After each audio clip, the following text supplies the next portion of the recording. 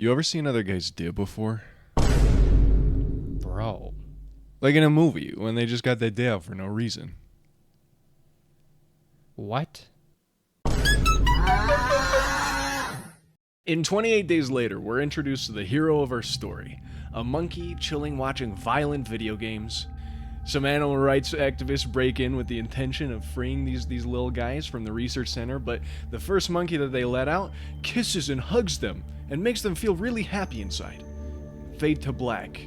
Title card, 28 Days Later. It's a good first impression. The movie gives the intro. It doesn't really waste time getting into the thick of it. Digging. Sorry, Ooh, I'm digging reading in your it. line. Digging in it. Digging in it. Oh, yeah. Like unnecessary anime angles, am I right? The butt shot out of nowhere, but it was necessary. Artistically, it was needed for the plot.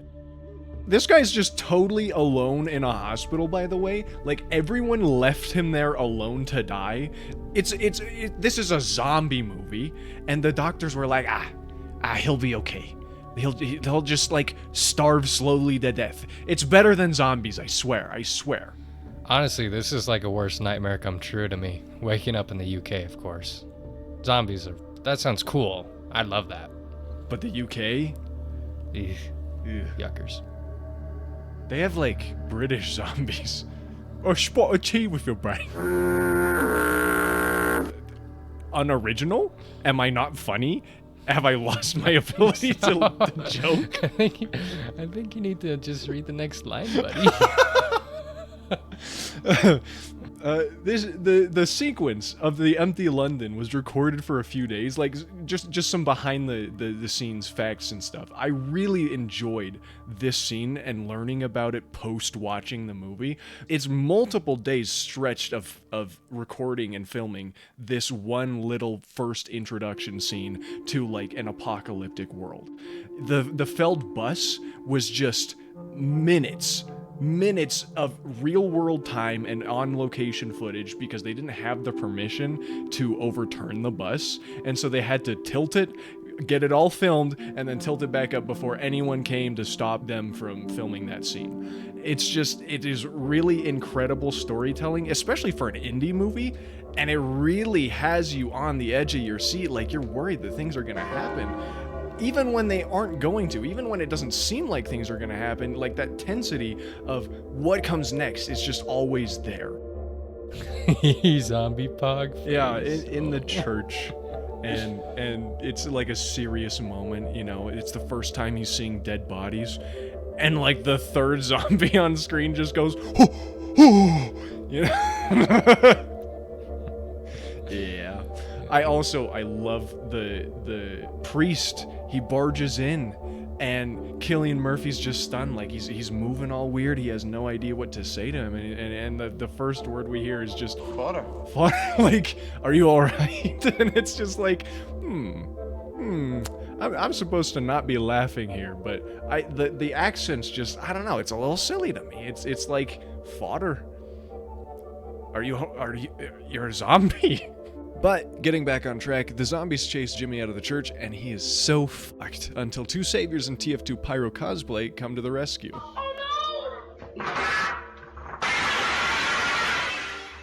Our good Samaritans are Mark and Selena. Mark introduces himself with this banger. Man walks into a bar with a giraffe. They each get pissed. The giraffe falls over. The man goes to leave, and the barman says, "Oi, you can't leave that lion there." Man says, "No, it's not a lion. It's a giraffe." A joke so funny that Jim forgot his lines. I hate British humor. Honestly, I think Mark should be hunted for sport. So Jim, having slept under a rock for however many months, is now the I need context guy. Knows nothing. And they go to his parents' house in hopes that they might still be alive and he might find context. But once Jim arrives, it's easy to tell that his parents are dead. And it's the somber music that really nails that feeling, you know. It tells you well before you've even seen, and then it cuts away, like it cuts out completely when he's actually with his passed on parents in their bedroom. I was not expecting it to be as tragic as it was. It's the first 15 minutes of the movie, 20 minutes of the movie, and already I'm just like, oof, this is real stuff. And then he picks up a photo off of his dead parents' bodies. Whoa, he's really aged in 28 days. Yikes, bro, like what a mood shift.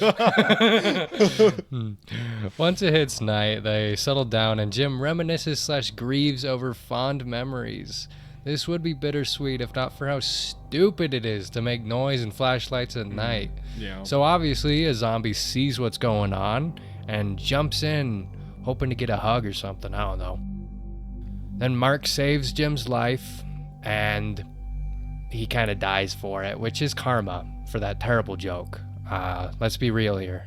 This guy sucks. Yeah, I would kill him too. Like, the zombies probably overheard it, and they weren't stalking Jim. It wasn't the lights. They were just waiting for the opportune time to catch Mark off guard and shiv him, get that real British payback. Now that Mark's dead, Selena and Jim are heading out back into the city to find a safer place, somewhere that isn't riddled with zombies and dead parents. Yikes. And while they're walking, Selena and Jim have a rather grim conversation. Selena's like, I would kill you in a heartbeat if you turned. Like, no hesitation. And Jim's all like, youch. What about, like, love and stuff, What about, like, the life that you should live? And she's like, dude, it's the apocalypse. What are you talking about? You want to just get together, bang each other until we die? Like, what? Yeah, no, Jim's stupid. He doesn't have a real plan. Eventually they come across a building, and as they go inside, they get to a shopping cart barrier, which you'd think would be an incredibly time-consuming and exhaustive to maintain thing. I mean, imagine trying to Jenga a zombie corpse out of there. Sounds straight up terrible. But it's a setup, and it works. They climb over it, and going up the apartment building stairs, Jim is just struggling. He cannot maintain the pace that they're going at, so he sits and he takes a break, and Selena offers him a soda. But as they're going through the bag, oh, which one do you want? You want a Dr. Pepper or do you want a cola, A zombie screams in the distance, and I don't know why she does this. She's like, quiet! That's a zombie! Like, yeah. And so the zombies all start storming up, probably because she just yelled to be quiet, and they have to pick up the pace whether or not Jim has the energy to or not, adrenaline and all that. Frank saves their asses and welcomes them to his humble abode. Jim continues his idiocy streak and decides he really needs to get that clean shave, cutting himself by accident. Though the incident is low risk since they are high up and away from any infected. Still really stupid. Just before bed, Selena and Jim are talking, and Jim's like, oh, thank you for not leaving me behind, and she's like, fuck you. She's not. But Jim is like, these are good people. I'm glad that they saved us. And she's like, no, good people doesn't matter in the apocalypse. I'd kill them in a heartbeat because I'm so cool and so apocalyptic. But it kind of just came off as like jaded and cringe. and then after that whole late night talk, morning comes and Frank takes Jim up to the roof, and he's got 100 or so buckets laid out, all of them just completely empty. They're there to catch rain, some of them better than others. I love the laundry basket with a bunch of holes in it. There were a couple of those actually on the roof, like that's gonna collect any water whatsoever. And Frank is just so disappointed. Like, this whole setup definitely took time to gather these buckets, and he's just like, you'd never think it, needing rain so badly. Not in fucking England. So they have to move. They don't have any water. They need water. They have to get out, pack it up, and leave. And that's when Frank shows Selena and Jim the military broadcast that they've been hearing over the radio. The one that goes like, "The answer to infection is here." And of course, needing to leave in the first place is, it's a sucky thing, but at least they have something to head to. A military base somewhere near Birmingham, right? Or wherever. It's surely better than not starving, dehydrating to death. So yeah, the team hops on the battle bus and they make their way towards the outpost.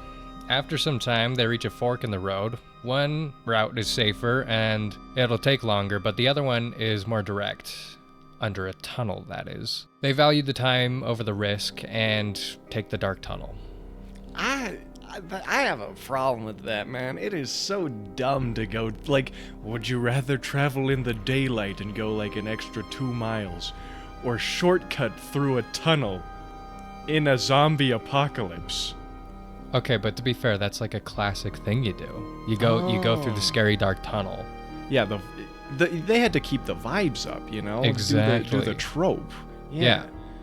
Well, okay, so they are driving through the tunnel and going over a bunch of flattened vehicles. I'm pretty sure it's because, like, lore reason, tank drove over them. Like, these vehicles are perfect for driving over. It's awesome, except for the fact that they're not perfect for driving over. They pop one of the tires on their car. So they stop immediately. Hannah gets under the car, and she's doing who knows what, because they popped a tire. All they have to do is put the jacks under. But she's under there, and a swarm of rats just fly past all of them. Swarm Hannah under the car. It's really icky. Ugh. I don't like it. But they hear the wailing of zombies in the back, and Selena's like, yeah, those rats were definitely running from something, you know? All of them are super tense now, and they only have, a few seconds to change the tires. So Hannah is just the hero. She absolutely whips it out. That sounds like, ooh, she does not whip it out, bro. Put it back in the pants. Hannah's just an F1 pit crew all in one. She takes off the tire, she puts it right back on, she takes out one of the jacks, and they're all back in the car, heading away. Zombies mere seconds behind them. It's actually really amusing. The millisecond the car started gaining distance, the zombies are just like, oh, okay, I don't get paid enough to do this. Okay. That really was the vibe. Yeah. Yep. So they make their way to an intact grocery store and go wild shopping. Frank picks out some irradiated apples and they finish up. Frank, you know, for the sake of the shopping trip, he leaves the credit card behind, and I'm like, the whole time, every time I've seen this movie, the whole time that they're doing that, I'm dreading the moment he puts the credit card down, because it's a credit card. What if you have to break into a place? Now you are down a credit card. I know it's just a little piece of plastic, but that thing is so useful in survival situations. Whatever, though. They drive for a long time, empty roads. I love these scenes. And eventually they have to fuel up on gas. So they stop at a little side of the road station where there conveniently is a gas tanker. And it's an awesome Breaking Bad reference because they siphon it off and they're like, we gotta put enough water so that they can't tell. No, I'm kidding. They just siphon from the tanker. He sucks the fuel through the tube, Frank does, and it's just so gross. He gets a whole bunch of gasoline in his mouth, but, you know, survival and all that, trying to get away from the city. Jim, as per usual, is an absolute idiot and goes off to wander into a bar. I have no idea why he's doing this. They weren't necessarily looking for any extra food or drinks. Even the zombie kid that ambushes him is like... Yeah, exactly. See? So dumb. On the road again, they pass by fields with some windmills still operating. A nice little detail that explains why parts of London remain powered. It's getting dark, and so they eat some dinner before calling it a night. And Frank eats the irradiated apple. Peter, the horse is here. Jim and Selena get a little closer, and it's oh so wholesome. We got a happy group going, you know, a father and his daughter, a girl boss with her wife's boyfriend, Jim Bob. Awesome. So cool. No, yeah. I didn't even see this. When we were writing this, I didn't even see this. That is how it felt, bro. Jim is so the wife's boyfriend type, bro. No. He's the wife's husband getting cucked by the boyfriend. That's what he is, bro. He's not cool. After dinner, they all go to bed, and Jim has a nightmare. Super scary. So scary. But Frank's a G. He wakes him up, and Jim's just like in his delirious state. He's like, "Thanks, Dad." It was really wholesome, actually. But Frank really is a good dad. You know, he's a really good caretaker. Like, he stayed up all night to watch over everybody, even though they were in a pretty safe place. He probably didn't have to do that. He's just like, he has that paternal instinct. Anyways, by morning, they're all honking from the car, and they just let Jim sleep through breakfast and stuff. That part was kind of rude, but honestly, I blame Selena for that, so... We see the whole of Manchester as a smoking heap of garbage burnt to the ground. I'd say the only new addition is the zombies. Honestly, it might be even more safe now that everyone's dead. They reach the military outpost, and Frank's acting a bit, irrational. It's probably because he hasn't slept at all. It's actually the irradiated apple. Oh, I see. Yeah. No, that would get to you. Yep, his rads. Frank is super annoyed, like they get to the military base, there's absolutely nobody there. The answer to infection doesn't seem to have been here after all. And, he searches the entire thing, but eventually he just kind of gives up. Like, he sits down and he's like, yeah, this was not worth it.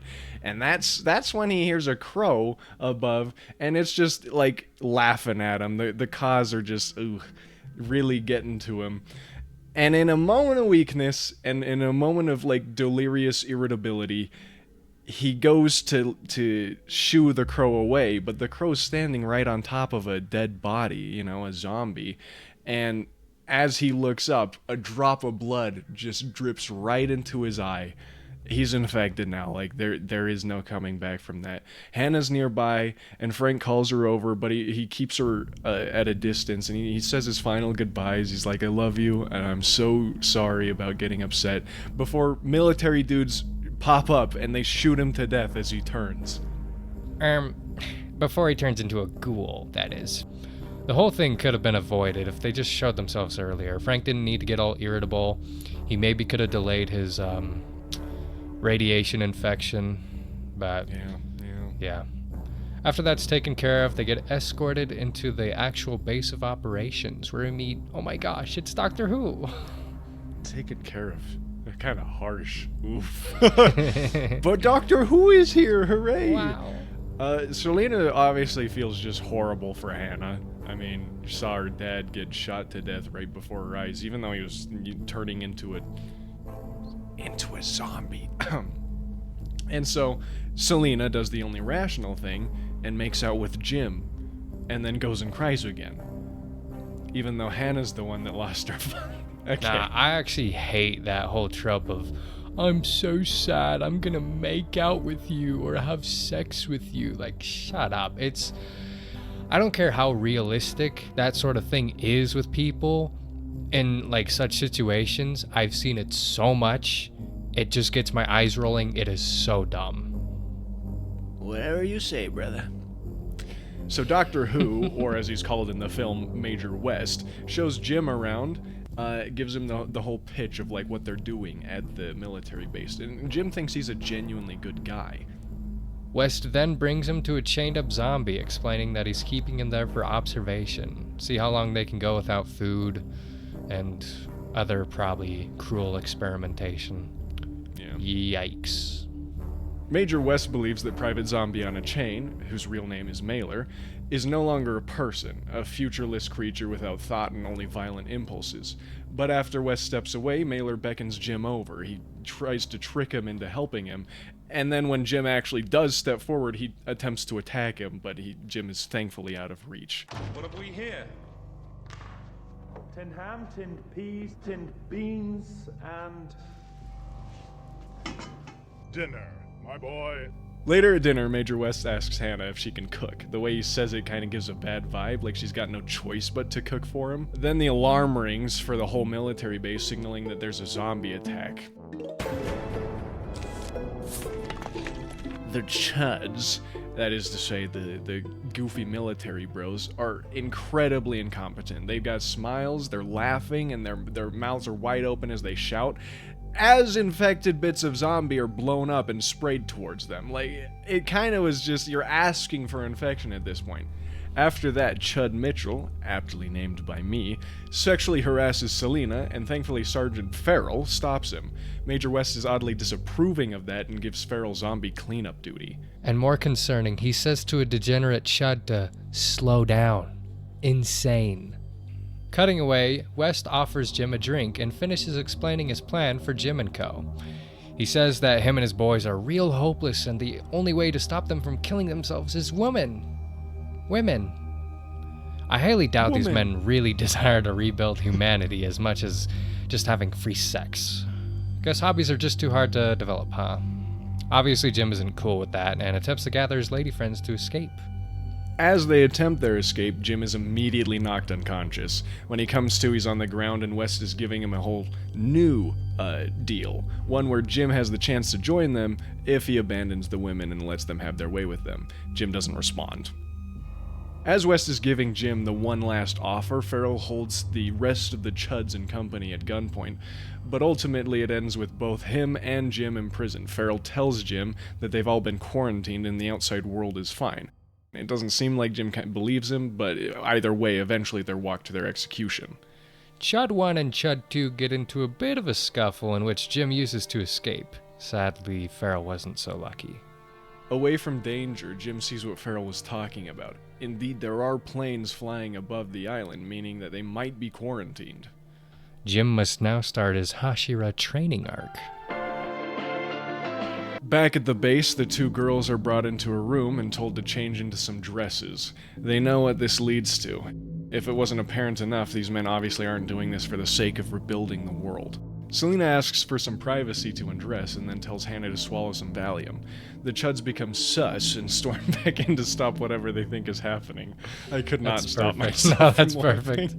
Saved by the bell! The blockade sirens are going, forcing a group of the Chuds to split off and investigate.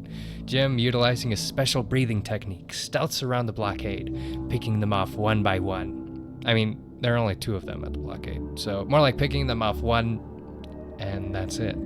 Just one of them. Wes sees his boy sitting in a jeep and calls over, but the man is dead. Jim set it up to distract West and buy time so that he could get back to the mansion. The sirens have attracted the infected, and Wes is forced to head back to the mansion himself.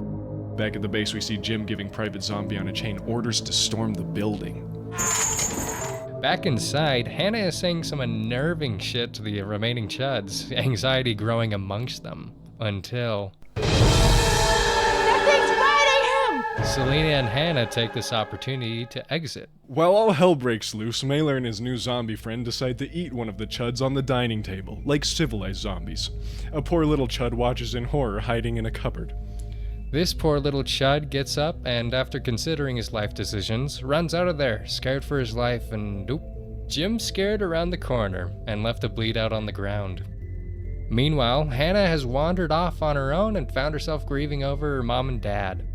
That is until a noise brings her back to. A zombie is prowling and she's gotta hide. Just behind the mirror, the zombie is forced to bear witness its British maw, scaring it away. Jim finds Selena trapped with Chud Mitchell and ambushes his awe.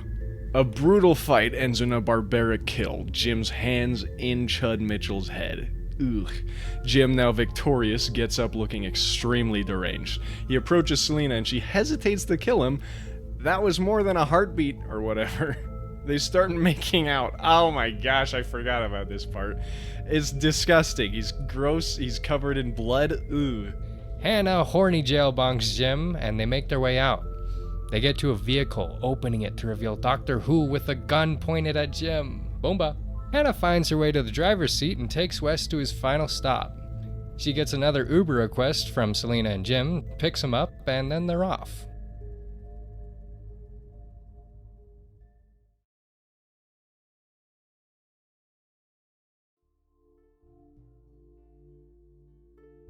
Just like the beginning of the film, Jim wakes up alone in a bed, but this time his cheeks are covered and he hasn't been in a coma either.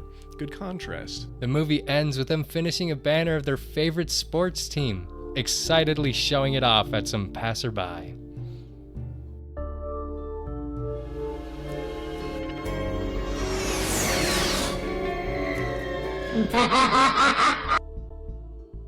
Despite my goofy commentary, I seriously love this movie. Learning about the production of it after watching has made me appreciate each moment of the film better. Every detail that blends into the background and is seemingly inconsequential really brings the world of 28 Days Later to life. The beginning of Jim's story is one of horrible confusion, fear, and tragedy, but as he lingers within this shattered reality, companions drag him forward. At some point, Jim finds himself walking and laughing with friends, a far cry from normal, but still living his life. Towards the end of the film, Jim is bravely defending his found family from the danger. The movie ends similarly to how it started, but with the Jim in front of us no longer alone anymore, nor is he lost and afraid. The Jim we know now faces the future determined to make it a bright one. For the time it was released, this is an incredible film. Almost feels as though a team of professionals did it, only constrained by low-fidelity cameras. The vision was exceptionally executed. Literally everything was done well or better. Cinematography, lighting, pacing, storyline, dialogue, everything. Though I didn't quite appreciate it to that degree initially, it allowed the following movies to take what it made and run with it 23 years after its initial release. I know, it should have been 28 years like the movie titles, but whatever. While Help.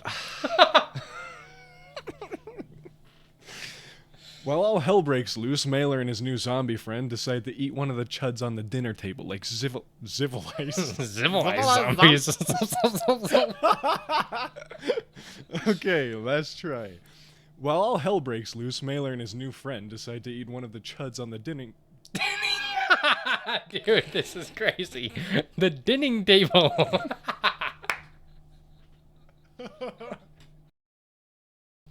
Hannah found her way to the driver's seat and takes Wes to his final stop. Selena helps Jim into the car and they're off. Nope, I should do that differently. Hannah finds her way into the driver's seat and takes Jim... Hannah finds her way into the driver's seat and takes Wes to his final stop. Selena helps Jim up and then... Wow, fuck. Not yet. Hannah found her way to the driver's seat and takes Wes to his final stop. She then gets another Uber request from Jim and Selena, so she picks them up and then they're off. You can do that, but maybe one more take Okay. of the line. Hannah Hannah find her way... You fucking caveman.